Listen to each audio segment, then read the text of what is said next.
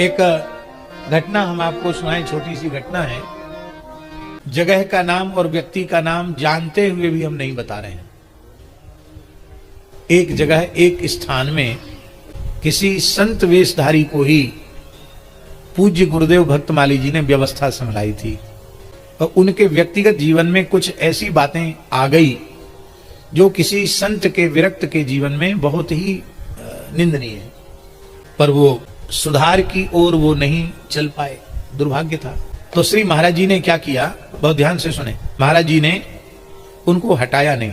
देखो, तो महाराज जी ने एक ट्रस्ट बना दिया, ट्रस्ट में अध्यक्ष हमको बना दिया। प्रार्थना करते कि महाराज जी नहीं बोले, नहीं मैंने लिख दिया सो लिख दिया, ट्रस्ट का अध्यक्ष, ट्रस्ट रजिस्टर्ड हो गया। ये उनको स्वीकार करने में कोई इतराज नहीं होना चाहिए था, लेकिन बड़ा इतराज किया उन्होंने।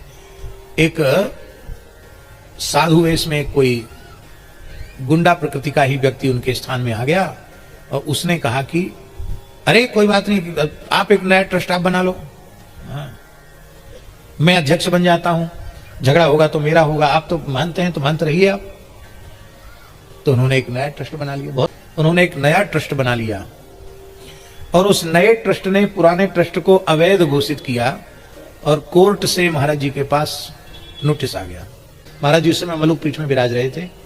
नोटिस आ गया कि जो महाराज जी ने बनाया था उसके ऊपर दावा हो गया। अब ये हुआ कि अब तो कोर्ट में जाना पड़ेगा। तो महाराज जी ने कहा, पंडित जी, इस पृथ्वी पर मेरा कोई शत्रु नहीं है। फिर महाराज जी बोले, हमको नोटिस का उत्तर नहीं देना है, हमने राम जी की अदालत में नोटिस दे दिया है। बस ये कह के महाराज जी जैसे कुछ हुआ ही नहीं, अपने कार्य में लगे रहे।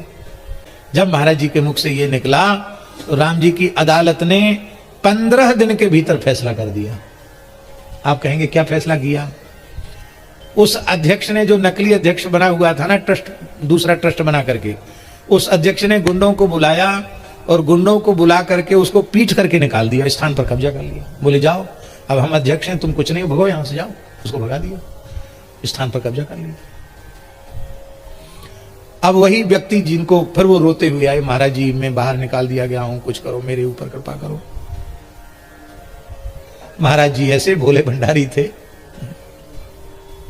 एक व्यक्ति थे ब्रज के, बड़े प्रभावशाली थे। उनको महाराज जी ने बुलाया और उनको कहा, देखो कोई बात नहीं, गलती सबसे होती है, वो गलती नहीं करेंगे, सुधार करें, रो रहे हैं बहुत, उनको फिर से स्थान में स्थापित करो। तब फिर बड़ा बलपूर्वक उस दुष्ट को, उस बदमाश को स्थान से बाहर निकाल के उनको वहां रखा गया।